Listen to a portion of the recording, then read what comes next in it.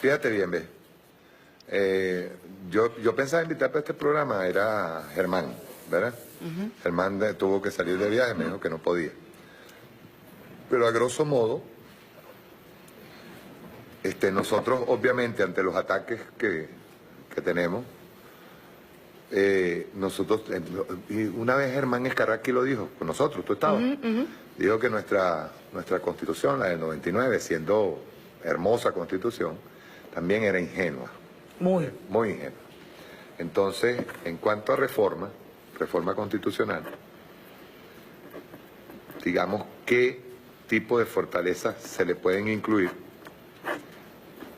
Por ejemplo, vamos a comenzar en lo que es el Estado-Nación, soberanía, independencia, y luego vamos a caer en el tema económico, que el tema económico tiene que incluir no solamente que sea constitucional, que el ataque contra el pueblo en lo que más precia, que es la comida, las medicinas, sea considerado como un delito de lesa humanidad, incluso un delito de traición a la patria, ¿verdad? Comenzamos con el tema de soberanía. ¿Qué fortalezas se le pudieran incluir? Bueno, el tema de incluir, por ejemplo, la visión de todo lo que significa lo acuático para Venezuela, que es vital. Nosotros tenemos un mar Caribe de frente que hay que defenderlo y eso debe estar visibilizado en nuestra Constitución. El tema de la defensa de la propia Constitución, mecanismos de defensa a la propia Constitución y al propio sistema constitucional. Debe haber un catálogo de delitos, incluso si se quiere, o por lo menos algún mecanismo de defensa que garantice que eso está tipificado como un delito contra la Constitución. Esa conducta, me refiero. Suena un poco duro, pero nosotros tenemos que perder la ingenuidad y para algunos la virginidad en este tema. Porque no podemos seguir permitiendo que una persona que viaje al exterior, que utilice su investidura, que le da el voto popular, pretenda, por ejemplo, firmar un convenio que daña los intereses de la patria. Claro. O que llame a vía comunicación o llame a una institución internacional para que invada su propio país. Hoy acabo de ver una noticia que me sorprendió. 2 miembros de 20 Venezuela están declarando públicamente que le van a exigir a María Corina Machado, que le exija a Iván Duque que no invada Venezuela. Porque ellos estuvieron en una reunión donde se estaban hablando incluso de utilizar como cabeza de playa del gobierno de transición el estado Táchira, planificando que el 5% de la población tachirense va a morir. Planes de guerra en donde participa una ciudadana que se dice ser venezolana. Que yo no creo que es que esté tan loca, ¿sabes? No, yo sí creo que está llegando, incluso está llegando el tiempo de meterla presa. O sea, una persona que está conspirando abiertamente para solicitar una invasión.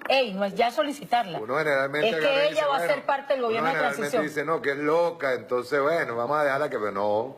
Bueno, ya no. Eso salió hoy. Vamos a ver cómo se desarrolla la información. ¿Ok? Hay un tema fundamental que es definir el alcance de la traición a la patria o los delitos de lesa patria. Hay que definirlo, Mario, y hay que castigarlo severamente. Hay algunos que piensan, porque acuérdate que todo esto todavía está en discusión. El doctor Escarrá anunció hace unos 15 días que estaba el 80% recolectado porque todas las comisiones hemos tributado en favor de una o de otra reforma. Para el tema de defensa y seguridad de la nación, tú tienes que pensar en una doctrina que permita la territorialización, que permita a la comuna defenderse, que permita el Estado comunal. Darle poder al pueblo realmente. Tenemos que pensar en una democracia decisoria, que sean de carácter vinculante. Hay otros países, por ejemplo, donde los miembros del Ejecutivo, es decir, el tren de ministros, están sometidos a un análisis permanente por parte de la población y son objeto de ser revocados. Es decir, yo no estoy diciendo que ese sea el modelo, estoy diciendo...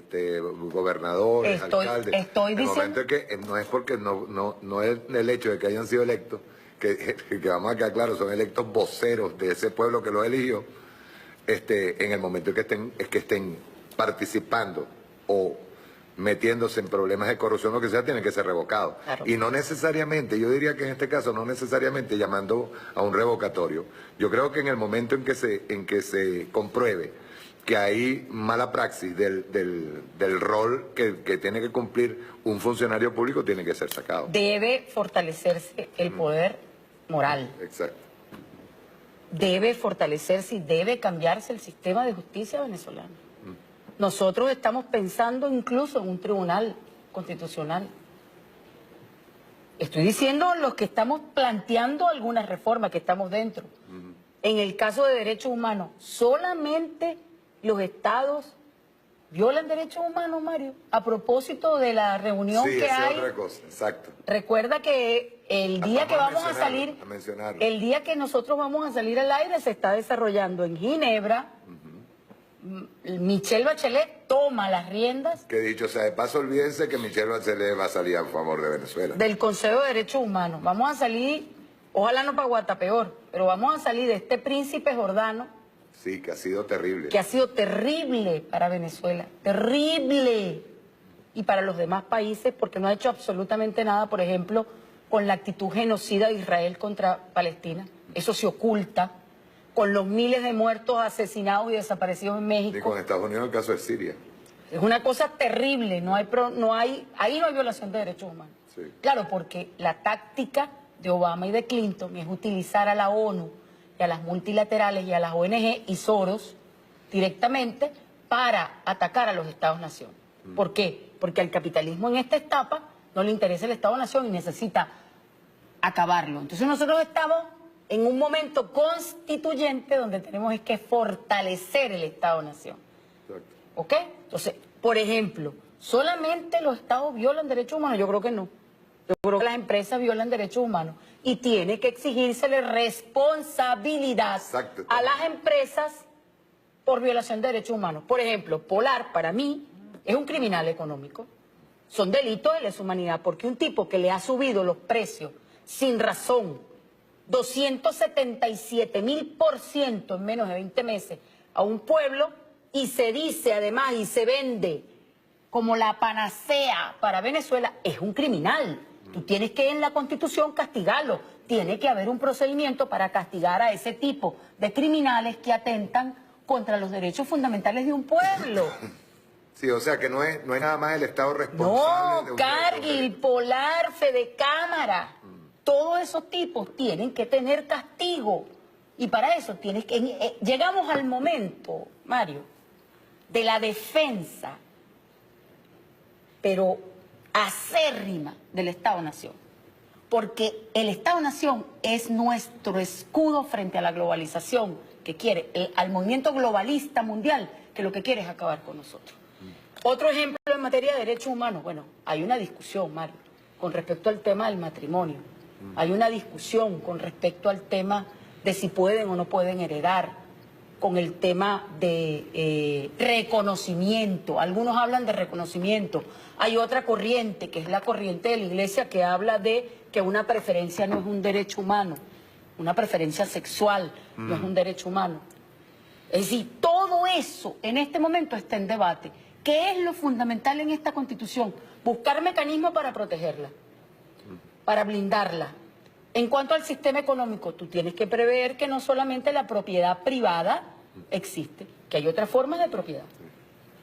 La propiedad comunal, la propiedad social, la propiedad mixta. Tiene que haber un marco jurídico que lo permita. Si nosotros vamos a entrar en el tema de... Dando preferencia a la propiedad social. A la propiedad social. Exacto. Definir. Mario, hay una discusión de fondo.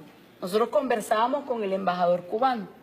Ajá, con Polanco. Yo lamentablemente estaba en otra reunión, sí, no pude asistir y yo un abrazo a Rogelio. Pero ellos estaban mostrando la reforma en la Constitución cubana. Que está en discusión, hablan, por ejemplo, del Estado socialista de derecho.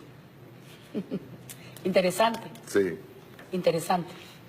Suena interesante. Nosotros, además de ser un Estado social de derecho y de justicia, que es una transición entre el Estado comunal o el Estado socialista y lo que ellos están visualizando, nosotros tenemos además el Estado social de derecho, el Estado democrático, social de derecho y de justicia. Eso es fundamental. ¿Cómo va a quedar el reparto de la riqueza?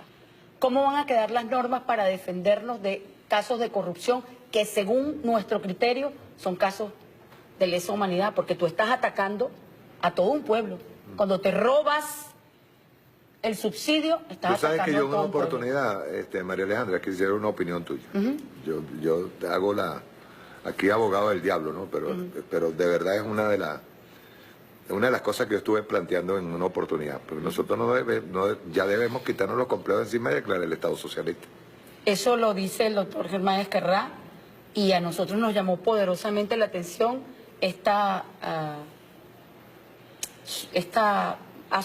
lo que está asumiendo el Estado cubano. Estado socialista de derecho. Porque además el tema de fondo es, bueno, ¿cuál es ideológicamente qué es lo que nos rige? Exacto. ¿Vamos hacia qué? ¿Hacia el individualismo o vamos hacia la protección social de las grandes mayorías para poder garantizar tu libertad individual? Y eso es socialismo. Pero es que si tú analizas el papel del Estado en Venezuela de reparto justo de la riqueza, alguien me preguntaba, ¿dónde está el socialismo en la Constitución? Ahí. Un Estado que se encarga de proteger al más vulnerable y darle condiciones y oportunidades para que seamos iguales, ya no solamente en el papel, Mario, es la igualdad objetiva, real, que se palpa. Hay un tema muy importante, Mario, el tema de la política exterior. Además de declararnos antiimperialistas, ¿qué más vamos a declarar como parte de la política exterior? ¿O no vamos a reconocer, por ejemplo, el papel de las economías sumergidas y criminales que a través de la criptomoneda encubren el trasvase del dólar? Tenemos que definir qué es el dinero para nosotros en nuestra Constitución. Es decir, hay detalles que parecieran intrascendentes. Chávez estaba clarito que a cada revolución industrial y tecnológica venía una revolución social. Evidentemente. O sea, y tenemos que ir a la par con el tiempo. El papel de la tecnología, el papel de los sistemas de seguridad, el papel de por ejemplo los ataques cibernéticos, la ciberseguridad. El papel, precisamente, el papel del Internet. Claro. Del Internet como una debilidad al Estado-Nación. Está bien, pero más allá de eso, entonces, ¿cuáles van a ser, más allá de restringir, cómo vas a asegurar la protección de toda una población que está vulnerable frente a un ataque externo? ¿Cómo lo vas a garantizar? Porque el tema de fondo, Mario, es cómo vas a garantizar la independencia, la soberanía y la autodeterminación. Entonces, nosotros pudiéramos estar aquí deshojando la margarita Por ejemplo, una cosa que planteé yo hace poco en uno de los programas, el tema de la frontera. O sea, de aquello que hablaba Chávez de los ejes, para ir ocupando el terreno hacia la frontera. Eso se llama geometría del poder. Para eso tú tienes que redefinir sobre el mapa cómo va a ser la división político-territorial de Venezuela. Y eso se puede hacer en la Constitución. ¿Dónde van a estar las comunas allí? ¿Cómo va el poder popular a meterse transversalmente? El papel, por ejemplo, la semana pasada recibimos a los afro-venezolanos reclamando que así como en el preámbulo se les reconoce el papel a los indígenas, ellos y su fuerza de trabajo y los miles de asesinatos por montones de los afrodescendientes, que además, en el último censo, representan el 52% de la población.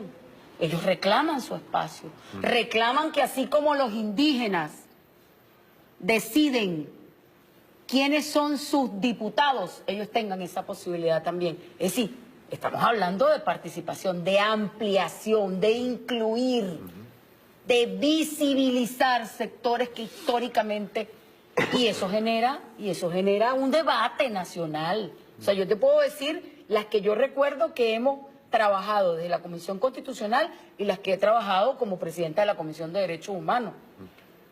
Encontradas, yo no tengo nada facilito para trabajar porque ahí llegaron las solicitudes, por ejemplo, de legalizar el aborto. Eso es una discusión que pasa además por una discusión nacional donde se incluyen a todos los sectores, los que defienden la vida desde el mismo momento de la concepción hasta aquel que cree, y está en su derecho de creerlo, de que para disponer de su cuerpo puede acabar con la vida de otro. Ahí hay dos posiciones encontradas. Vamos a evadir esos temas. Eso es lo que se está discutiendo en caliente dentro de las comisiones. Entonces el doctor Escarral lo que hace, bueno, su papel. Él va recogiendo. Él va recogiendo, va compilando y va analizando de acuerdo a la Constitución que tenemos vigente, porque además nosotros no nos podemos volver locos, nosotros tenemos una Constitución vigente. Exacto. Vamos a revisar por qué el uso que le dio la oposición al 350. Eso es fundamental, porque ellos dicen que es el derecho a rebelión y que con el 350 yo desconozco al Estado. No. Ese es el límite de actuación de una Asamblea Nacional Constituyente, que no puede violar la Constitución, ni puede hacer leyes que violen la Constitución. Exacto. Porque simple y llanamente se aplicaría el 350. Me estoy refiriendo en el momento actual. Vamos a revisar el alcance, el 336. El mismo tema con los referéndums. Claro. O sea, el objetivo de un referéndum, si el objetivo es para retrasar o retrotraer la Constitución o afectarla, no debería aceptarse ningún tipo de referéndum. Pero no solamente eso, pero es que en la práctica funciona así. Pero además hay que redefinir, por ejemplo, el alcance del 333, que estos señores dicen que no, bueno, eso sí es el derecho a rebelión. Eso hay que revisarlo, Mario. ¿Por qué? Porque miren, entendamos algo.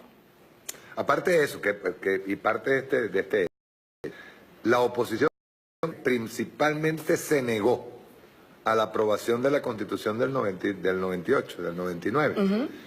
Es precisamente la que más la ha utilizado a su favor y ha tratado de interpretar. Claro, por supuesto.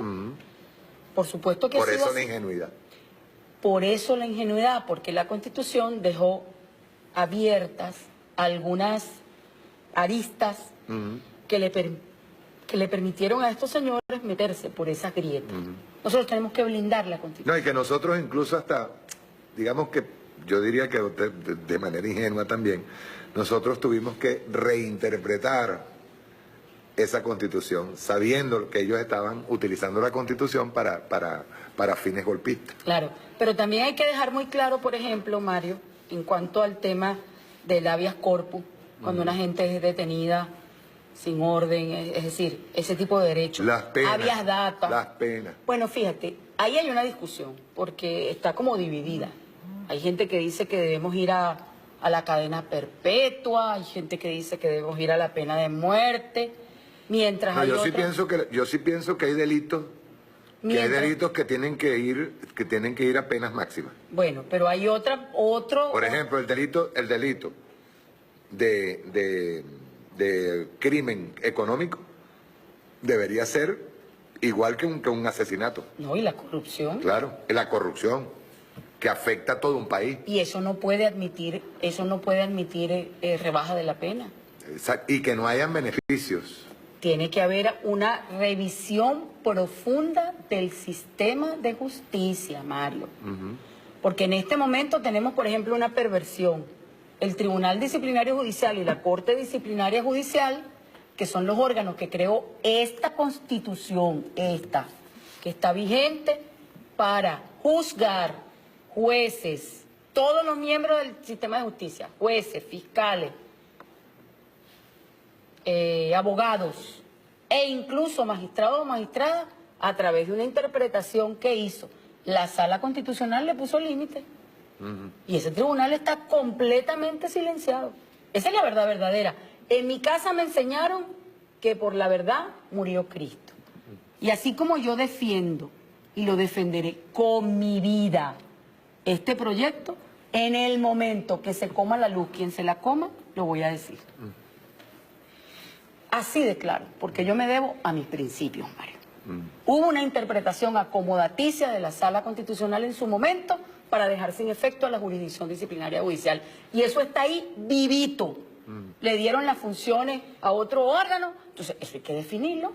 Esas son unas reglas del juego que tú tienes que replantear, porque entonces aquí, si en inspectoría de tribunales, que está nombrada por el propio Tribunal Supremo de Justicia, ellos deciden que al juez, aunque tengan las pruebas, no se le acusa, entonces no pasa a ser judicial. Eso no puede ser. Eso no puede ser. Es una debilidad del sistema. Y por eso es que para blindar este plan, que es genial, nosotros debemos acudir a eso. A tomar correctivos para evitar desviaciones. Porque además, ¿tú sabes lo que logró este plan? Que la gente retomara la esperanza. Sí. Porque, por ejemplo, hoy, que nosotros, este mes, Dios mediante y la Virgen, que vamos a cobrar los 1.800 soberanos, cuando tú sacas la cuenta, por ejemplo, de 120 bolívares, que cuesta el cartón de huevo, podemos comprar un poco de cartón de huevo que hace 15 días atrás No podías comprarlo. no podías comprar ni medio cartón. Bueno, el tema ahora es el siguiente. El tema ahora es el siguiente. Ok, puedes comprar los huevos, pero ahora los desaparecen. Entonces, ahí es donde tiene que haber... La autoridad, mire, a estos grupos que son criminales, no se les puede someter dándoles más prebendas. Hay que someterlos con la fuerza de la ley. Y eso se impone en un Estado fuerte. Llegó la hora de la autoridad del Estado. Aquí no estamos jugando carrito. Es igual que con la carne. Te desaparecieron la carne, ¿Ya? te desaparecieron el pollo. Ah, bueno, porque es que la escondieron la soya. Y yo repito que con la cuestión de la soya también es un mito, porque hay otros elementos como para alimentar los pollos. Pero que han ido desapareciendo. No te digo que otra vez volvemos a encontrar las cosas. ¿Tú sabes con La pregunta es ¿por qué? ¿Tú sabes con qué los está alimentando mi mamá?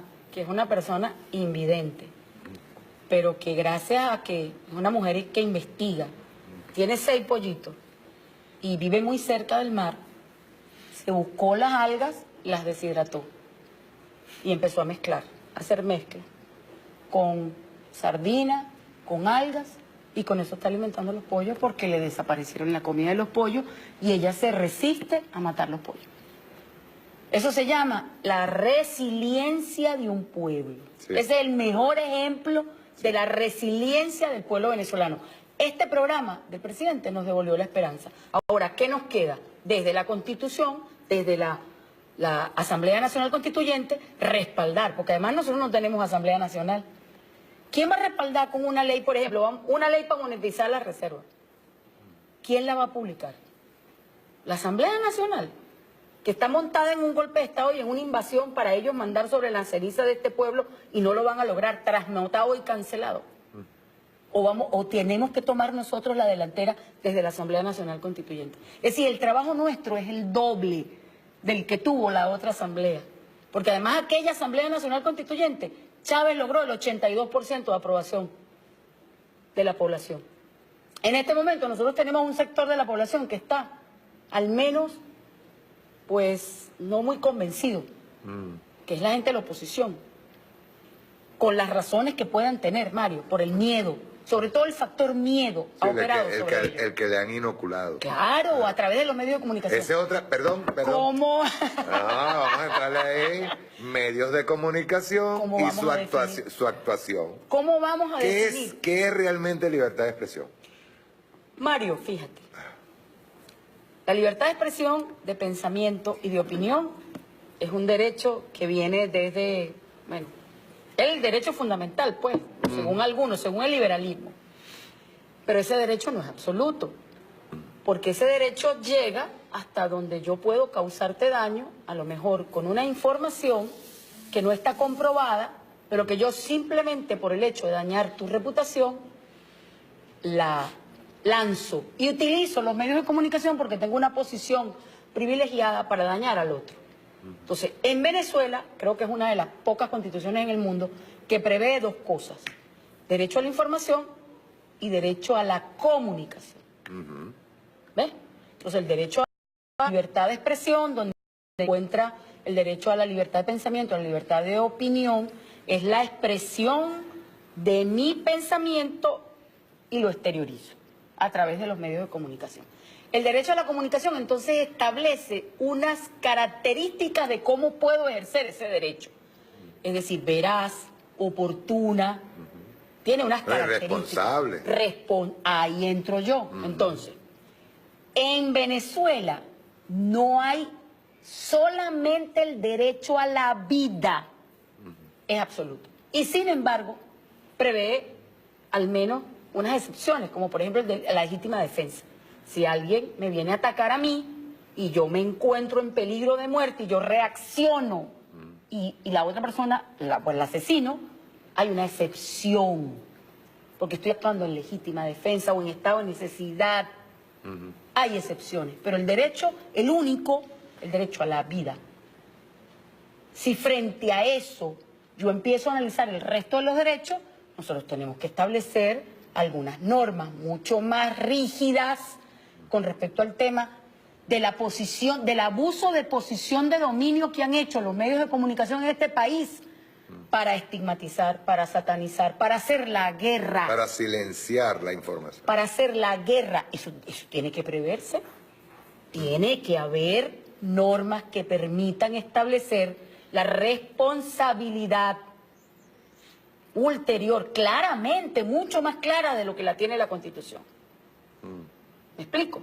Eso es un tema fundamental, porque ellos son la avanzada ideológica en la guerra de nueva generación. Exacto. En la guerra híbrida. Ellos son unos actores. Los medios Por de ejemplo, comunicación... vamos a ponerlo clarito, no vamos a ir muy lejos.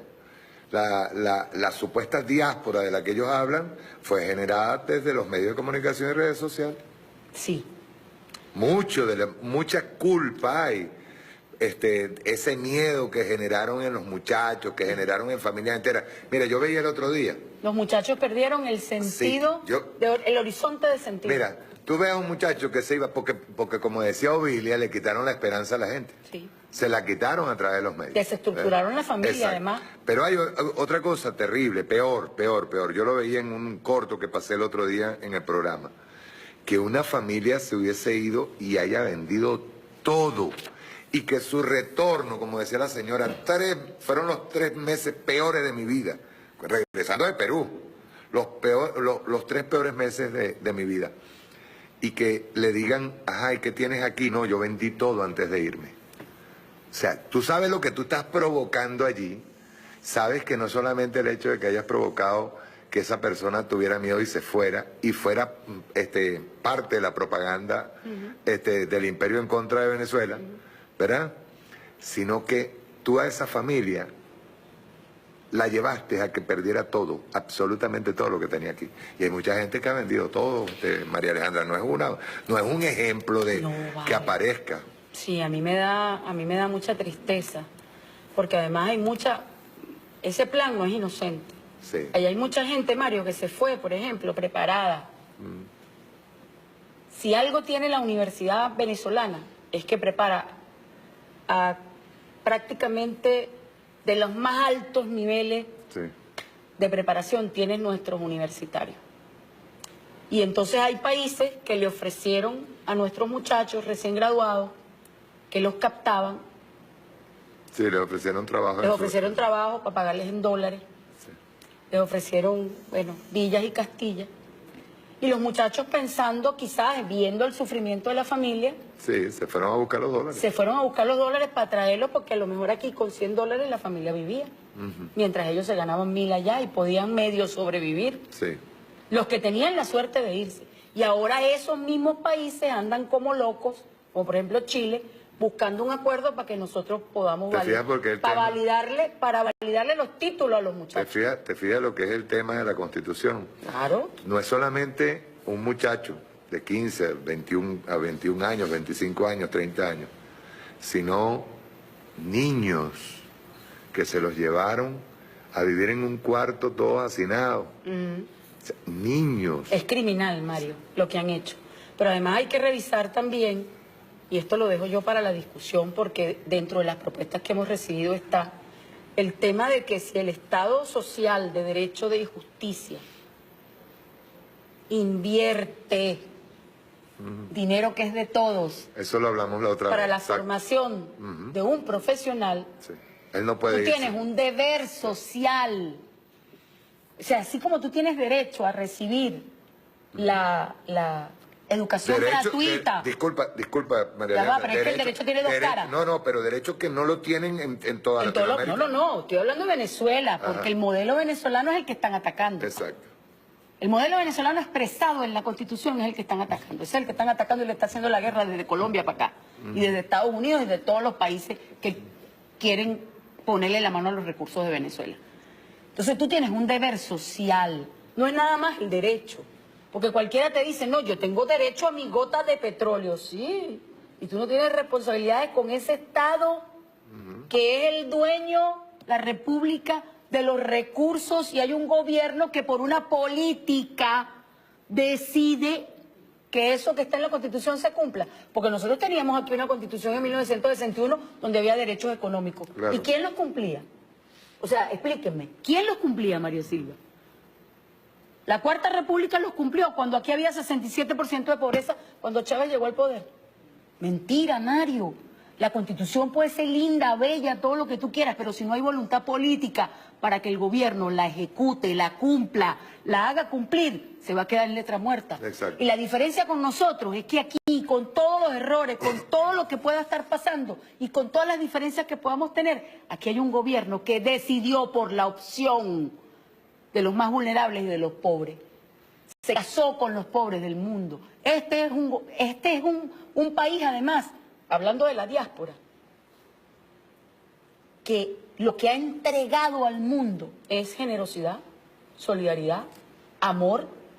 Y yo me pregunto, Mario, en la Constitución no vamos a revisar esas alianzas, porque en las normas internacionales dicen que tú le das la respuesta recíproca a la que te dieron a ti. A ti te maltrataron un poco venezolanos y te lo siguen esclavizando y te lo siguen pateando y se siguen aprovechando. Tú tienes como Estado fuerte, soberano, que responder con las mismas armas. Es decir, hay que revisar la política migratoria venezolana y eso tiene que quedar establecido en la Constitución. ¿Cómo es eso que tú tienes doble nacionalidad? Está llamando propio territorio venezolano a que invadan a tu propio país y tú vas a seguir teniendo la nacionalidad venezolana. No, eso no es conmigo. Por lo menos en mí van a encontrar un frente de guerra negándome a que esos tipos sean venezolanos. Sí. O cualquier ciudadano. En Colombia, así tú pierdas, tú salgas del territorio y estés fuera del territorio. En el momento de una guerra, si tú te alías con el otro, te persigue el estatuto personal, tú eres traidor a la patria. ¿Qué te parece? ¿Y por qué nosotros no podemos entonces responsablemente revisar Por ejemplo, el en estatus? el caso de María Corina, en el estado Táchira, prácticamente llamando a la invasión. No, ella se reunió en Cúcuta. En Peor Cúcuta. Y estos tipos están denunciándola, que ella se reunió en Cúcuta, planificando cómo va a ser la invasión, y la cabeza de playa es el estado Táchira. Y ahí van a poner el gobierno de transición. Están intentando plantear el tipo de Libia. Bueno, pero es que la teoría que le están aplicando a Venezuela en la ONU en este momento, que se está discutiendo, es la teoría de la responsabilidad de proteger. Lo advertimos hace 3 años. Sí, señor. Hace 3 años. Porque ese fue el caso Aquí se hizo que un le programa, aplicaron a Libia. aquí se hizo un programa especial Especialmente sobre para eso. Porque es que esa es mi tesis de grado en ciencias políticas, pues. Eso fue lo que le aplicaron a Libia. Que es lo que intentan. A Venezuela le han aplicado todas. Sí, todas. Pero últimamente le están aplicando eso y la teoría de los nenúfares. Que no es solamente por el tema de la responsabilidad de proteger, porque no podemos cumplir con la protección de los derechos fundamentales. Ahora han incorporado un nuevo elemento, que es el tema de la salud. ¿Por qué el ataque? Para que no compremos medicina afuera. Y para que aumenten los casos de malaria, de paludismo. Sí, pero que nos prohíben incluso el pago de las vacunas, de los pedidos de vacunas. Mario, hay que revisar nuestra doctrina de seguridad y defensa integral de la nación. El tema de la territorialización como nueva doctrina superior para la defensa integral de la nación. Es decir, no puede ser que nosotros en una comunidad sepamos quién es el tipo que chorea, que roba, y que la propia comunidad no pueda aplicar medidas para sanear esa situación desde ahí, desde el núcleo más chiquitico. Es la nueva geometría del poder. La flor de la vida. Claro, es la nueva geometría del poder. Bueno, mi tesis es la territorialización, sí, desde el punto de vista de la geometría esotérica, como me dijeron desde ¿Tú sabes? y espiritual. Pero hay una cosa bien buena. Tú sabes que yo tengo una de mis asesoras, aparte de ti, que agarre y me dice a mí que definitivamente Marce era espiritual también. Claro. Y si nosotros empezamos a ver a Marte de lo espiritual, vamos a encontrar ¿cómo se dice? Unos vínculos tremendos con lo que es lo espiritual en lo social. Mira, Mario, yo creo que en este momento en el mundo hay una lucha entre los financiaristas globalistas y los que creemos en una visión fundamentada en el espíritu. Es una lucha espiritual, milenaria, sí, por el control del mundo. Unos que creen en un nuevo orden mundial para destruir al resto de la población y que queden 600 millones para ellos repartirse el mercado. ¿Ok? Que eso es otra cosa que hay que definir en nuestra Constitución, el papel del mercado. Claro que hay que definirlo. Claro. Y un sector de países. Estamos siendo subversivos hoy. Bueno, es que el modelo... Chávez nos decía a nosotros que tenemos que ser subversivos, que el primer subversivo era él. Bueno, Chávez era un subversivo en el poder. Sí, señor. Pero además nuestra Constitución es subversiva. Porque plantea la redistribución de la riqueza justa y equitativa. Sí. Eso es subversivo. Sí. ¿Ves? Desde ese punto de vista es subversiva. Y si se aplicara en su totalidad fuera más subversiva, sí, porque nuestra Constitución prohíbe el monopolio, prohíbe el abuso de posición de dominio y la cartelización, que es lo que están haciendo Fede Cámara, Polar y los medios de comunicación lo hicieron y lo hacen. Ellos sacan lo que les conviene, difunden lo que les conviene y lo que no les conviene, simplemente lo ocultan, lo minimizan, lo banalizan. Y con eso mantienes a una población, a la masa, como la llaman ellos, a la masa amorfa, que no es capaz de distinguir, porque lamentablemente hay un sector de nuestra población que, parece mentira, Mario, es el más preparado, pero que sufre de estupidez ilustrada. Eso no lo digo yo, eso lo dice Néstor France en un análisis histórico que hace, sí. Un libro maravilloso que yo se lo recomiendo a todos mis estudiantes de comunicación social, y se llama El antichavismo y la estupidez ilustrada. Como un régimen que lo que ha hecho es protegerte, de permitir que crezcas, de permitir que viaje incluso hasta el último perro que vive en la puntica del cerro. Porque fíjate otra cosa, Mario, que también hay que decirla. Este régimen es tan malo que permitió los cupos Cadivi. Se iban 12.000 millones de dólares y el presidente Maduro aguantó la pela para mantenerlo, ¿sabes? Un poco, mantener la paz social y el tema con los raspacupos. Ajá. Y eso que ojo, no fueron ellos precisamente quienes quebraron la economía, no, fueron otros, ¿no? Colaboraron. Colaboraron. Pero yo quiero es hacer una reflexión con respecto a cómo los países vecinos que hoy nos tratan de parias y nos tratan además, nos esclavizan y se aprovechan de los venezolanos, los patean, los humillan. Y mi respaldo para todo aquel que haya decidido salir por las razones que sea de este país. Pero nunca va a estar mejor que en su patria. Exacto. Pero yo los llamo a la reflexión, porque vean ustedes mismos, véanse en este espejo. Cuando ustedes fueron a llevar los cupos, Cadivi, les ponían alfombra roja. ¿Y ahora? Y ahora los dan con una patada en el trasero, que es lo que han hecho esos países. Son hasta malagradecidos, chicos. Porque muchos de esos países, sus economías vivían de los raspacupos y de los dólares que se llevaron de aquí. Era como una remesa. La remesa, pero para afuera. Claro. ¿Qué te parece? Sí. ¿O qué me va a decir Panamá cómo creció con la cantidad de raspacupos que se fueron para allá? O las empresas de los que se robaron los reales a través de Cadivi y Sencoes que todavía nos deben la lista.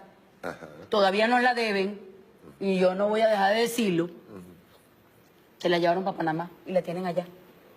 ¿O qué es Panamá? Y me van a venir ahora y yo no lo voy a tratar recíprocamente y no lo voy a establecer en la Constitución. No, bueno, conmigo no cuenten para eso. Yo sí voy a luchar porque eso quede establecido en la Constitución. Tú eres... Mira, los amigos se conocen en las malas, chicas, en los chiquiticos. Sí. En Venezuela los amigos los conocemos en los chiquiticos. Porque tienes plata, todo el mundo lo quiere. Pero cuando tú no tienes plata, nadie te quiere. entonces te dan una patada por el trasero. Sí. ¿Qué es lo que están haciendo esos países con Venezuela? Después que los enamoraron, que se vinieran, que les ofrecieron villas y Castilla, y resulta que lo que hacen es maltratarlos. Bueno, bienvenidos a su país. Se les cayó también. Yo lo que sí el otro día, cayó también. yo hice, escucha bien, yo pasé un Twitter y voy a repetirlo. Porque empezaron a sacar unos videos frente a la embajada en Perú, la embajada de Venezuela. Nos queremos ir. Y yo saqué un Twitter y dije, ¿y por qué te fuiste? Yo sí lo digo clarito. Está bien, el presidente Nicolás Maduro habló de repatriarlos, de traérselo. Han llegado 3 aviones sí, ya. De 3 aviones, y el que se quiera venir, bueno, venga, sí, bienvenido sea, no hay problema. Hay 11.000 solicitudes. Pero escúchese esto que voy a decir. Y lo voy a decir con toda responsabilidad. Tengan humildad. Esta es una tierra de gracia. Esta es una tierra, el presidente Nicolás Maduro, porque yo te apuesto que más de uno está diciendo, nos queremos ir, y llegan aquí y siguen hablando mal del presidente Nicolás Maduro y la revolución. Ojo. Y lo dirán. Ojo, y lo dirán. Y vendrán otra vez, y a lo mejor hasta se irán de nuevo. Y aprenderán seguirán la con el mismo lección. miedo. O algunos la aprenderán la lección, pero vamos a ser claros, porque toda humildad. No voy a agarrar ahora a salir a hacer propaganda antichavista, ¿verdad? Frente a nos queremos ir, Nicolás Maduro, mira, ve cómo nos están maltratando aquí, tú no me has venido a buscar. No, ya voy, usted se fue. Es más, de hecho, hay algunos que hasta se fueron caminandito de frontera en frontera y tardaron como 5 o 6 días y los están trayendo en apenas 6 horas. Un poquito de humildad. Sí, ahí hay que tener presente que esa operación no es inocente. Claro. Es parte de uno de los vectores de la guerra. Eso fue muy parecido a lo que fue la operación Peter Pan. Claro, con sus variables. Con sus variables, porque los tiempos son distintos. Pero ojo, fue algo parecido. Es el miedo y lo que fue la salida de la oligarquía de Cuba, que ellos cometieron ese error de haberse ido. Aquí no, aquí muchos se quedaron y siguen jodiendo. Pero no te estoy diciendo lo que está haciendo Polar, pues. Okay. 277.000% aumentó Polar, mientras el dólar criminal aumentó 193.000%. Bueno, despídete. Bueno, a mí me encanta traerla a ella porque nosotros generamos polémica. Bueno, yo sí. Pero yo la adoro a ella es una de mis... Yo tengo... De paso, un abrazo a Pascualina, que está en este momento representándonos en Ginebra. Pascualina. A Olga, que también nos está representando dignamente. De venezolanas revolucionarias. Nos están representando, están presentando los numeritos como deben ser. Espero que Bachelet los vea. Pero ustedes son Francisco Cedeño, Bosa, Valdés, los que somos el grupo de contestatarios. Bueno, Mario, fíjate, yo vuelvo a repetir, como me enseñaron en mi casa y como decía Chávez, entre un principio y un amigo, yo me quedo con mi principio. Exacto. ¿Sabes? Entonces yo, con la verdad, ni ofendo ni temo. Y como decía mi abuela, por la verdad murió Cristo. Si eso significa ser polémico, ser mire, pueden decir lo que quieran. Yo estoy aquí para defender la Constitución, para defender el modelo de Chávez, para defender a mi país. Y si es necesario entregar la vida en pos de este sueño, que no lo vamos a hacer. No lo vamos a no nos vamos a entregar. Mira, y siempre nosotros decimos lo mismo. Así de claro. Fíjate bien, el 8 de diciembre fue. 8 de diciembre. Del 2012. Sí. 2012. El último mensaje. El último mensaje del presidente Chávez fue clarito. Unidad. Lucha. Batalla y victoria. Y nosotros venceremos. Así es. Con lo contestatario, con lo polémico, nosotros venceremos. Y siempre defendiendo no solamente al pueblo de la Revolución Bolivariana y el legado de Chávez, sino al presidente Nicolás Maduro. Al líder histórico, en este caso el presidente Maduro, que es el vicario de Chávez, como dice Eric Rodríguez. Sí, señor. Chávez le entregó esa tremenda responsabilidad y ahí está, batallando. Amén. Amén. Chao, mi amor. Chao. Ya pronto te voy a traer de nuevo. Chao, hasta luego.